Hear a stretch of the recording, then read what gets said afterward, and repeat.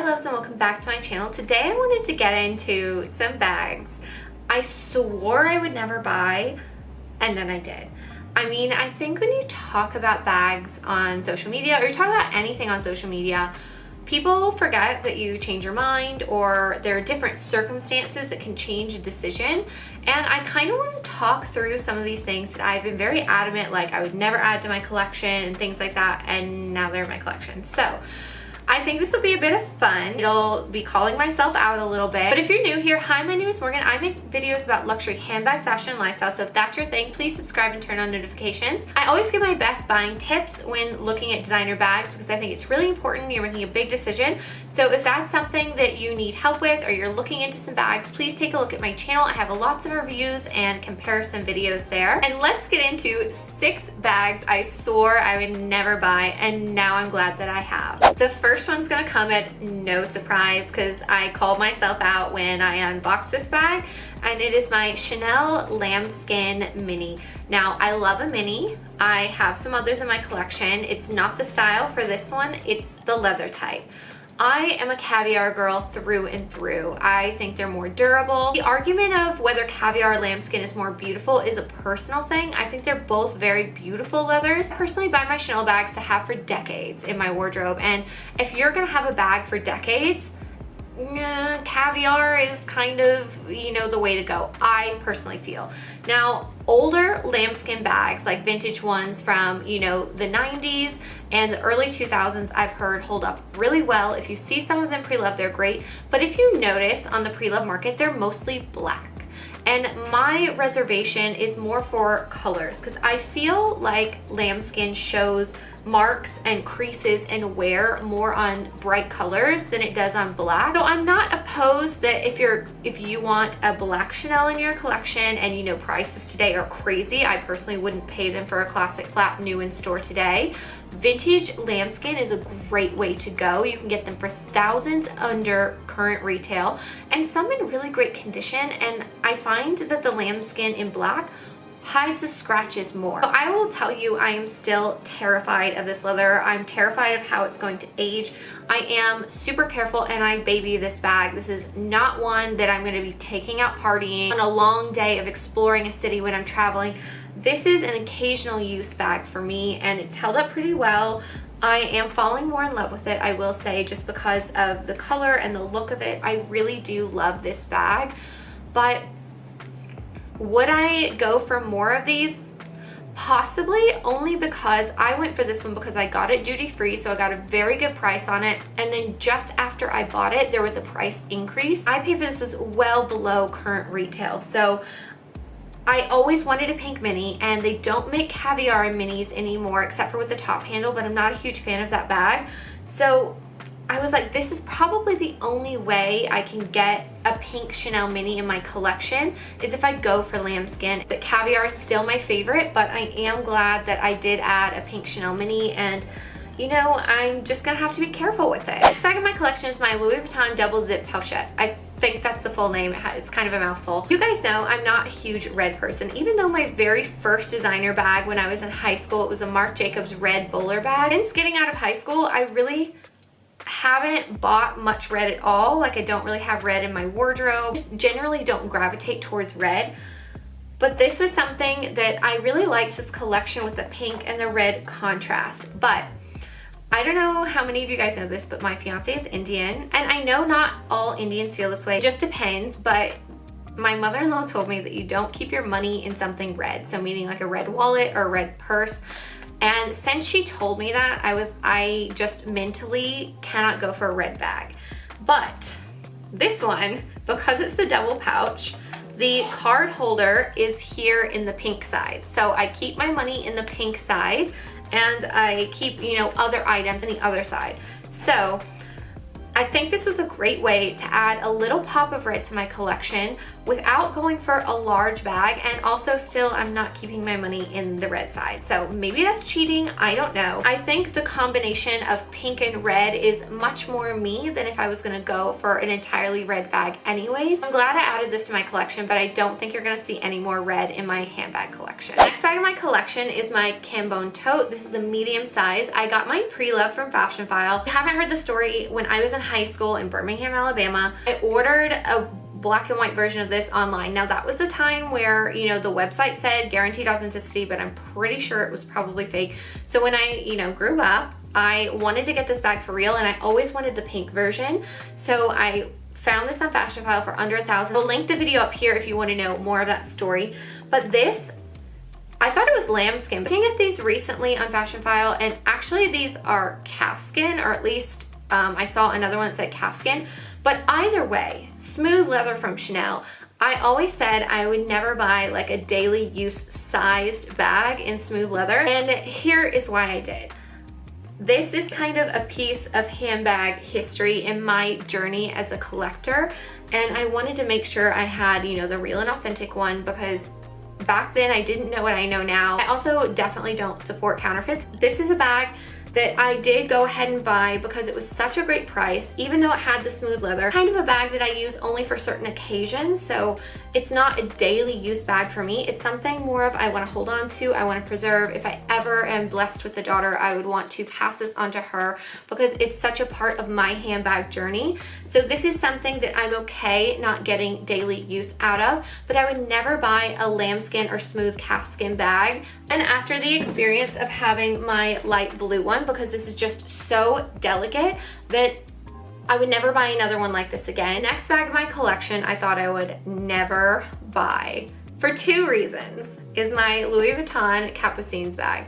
First reason being that it's beige. Like, I knew I wanted like a daily use size beige bag. I think it's a wardrobe staple that everyone can use, even if you have a colorful wardrobe, a neutral wardrobe. And even though I'm not like a neutral handbag girl, I do appreciate neutrals. I do have some blacks, I do have a couple of other beige bags, and I do have some white bags too.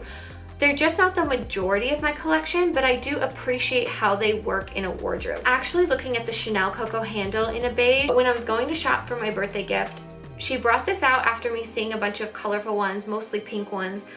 And as she brought it out, I was like, I don't know. But then I put it next to my colorful dress. The dress I'm wearing today is very colorful and patterned, but this looks so nice with it. I feel like the shade of beige really suits me. I do view this as my one daily use size beige bag for my collection to have for life. I know you won't see me buying, you know, other bags of this size for daily use in beige again, because I don't need more than one in my collection. One will definitely serve me for the rest of my life, and I wanted to go for something quite quality. Like, as I was saying, I was looking at the Coco handle, but I think this is a great alternative because I have my black Coco handle. This gives me my beige neutral in a different brand in a slightly different style, but it still has a top handle, it still has a shoulder strap, so it has all the functionality that I look for in a bag that I want to use for daily use and for long term. I definitely am glad that I added this to my collection.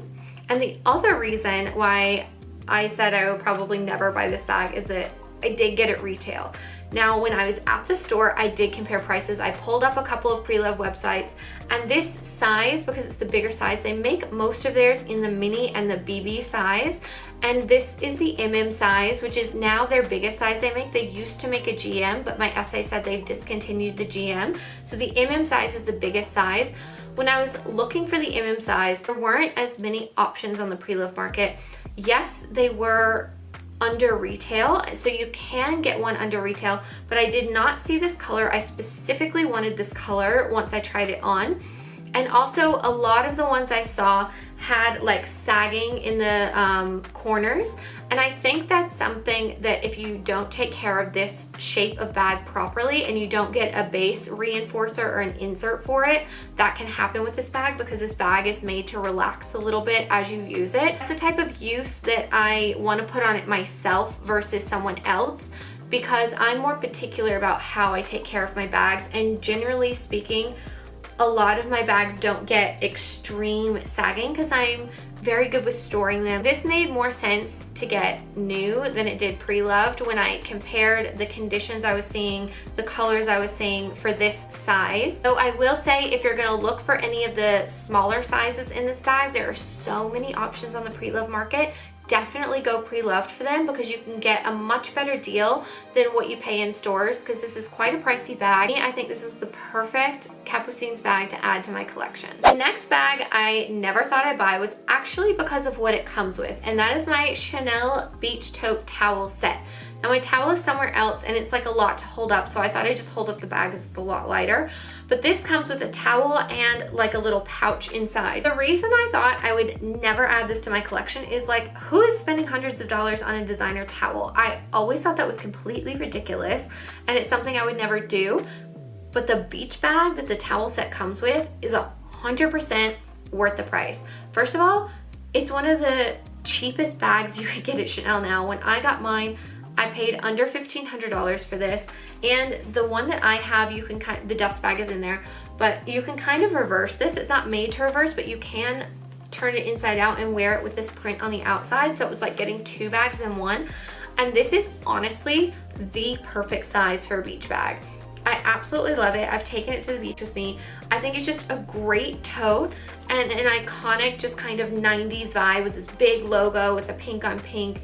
And they always do something for the summer. The towel had the design to match what is on the inside here. I thought if I was ever gonna go for one, this would be perfect. So glad I did, because this is something I really use a lot during beach season. I use the towel as a display item for like my decor, so I get kind of a type of use out of it every day. I don't use the towel every day, but I do display it in my bathroom. So this is a set that I actually really recommend, and even though it's a towel, you get so much more with it, which is why I think it's such a great value. The last bag I have on this list is something I probably roasted one too many times before I bought the bag, and that is my Louis Vuitton Neverfull.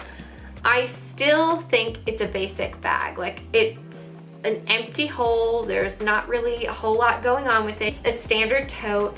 You know, as designer bags go, you can kind of say everyone and their mother, sister, cousin has this bag. When I went home recently to Alabama and I went to the grocery store, only designer bag I saw was a Neverfull. I think if you're wanting like a designer bag that's like functional for everyday use and you just love that, like where you can throw everything in your bag and have lots of room and you run your errands, and this is a great bag.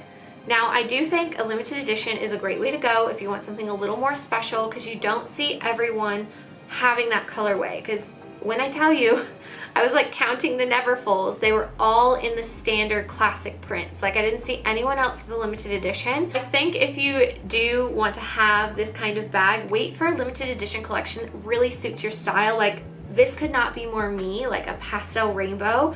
If you find that one that's like really you and really suits your style, I think that that makes the bag a little more special and a little more unique to your style versus it being that standard classic bag. But if that's your style, then go for that too. Like, if that really works for you, that's great. I mean, that's why it does so well. It works for so many people, and a lot of people, I understand, dress more in neutral colors than I do. So I get why it's such a popular bag, and after using it, I really do appreciate this bag a whole lot more because it is just so functional. It's one of those pieces that I use for travel. It's one of those pieces I can also use in my daily life. So it has multiple purposes and functions in terms of what situations I can wear it, and that's something I really look for in a bag. I'm definitely converted to the Louis Vuitton Neverfull. I absolutely love it. It's a bag that I'm so happy I added to my collection. Thank you guys so much for watching. I hope you enjoyed this video. I know, you know, some of it might sound like hypocritical, but like sometimes there's something about a particular bag that changes your mind and your feelings about like the rules that you have for your designer bag collection, and I think it's okay to break the rules sometimes. I like to keep in mind that I am breaking the rules on purpose. It has to be like a particular reason when I do it. So I hope this explained some of the things that maybe I've said before and now you're confused as to why I have them in my collection now. Don't forget to follow me on Instagram to see how I style my bags in my daily life, and I'll see you guys next time. Bye!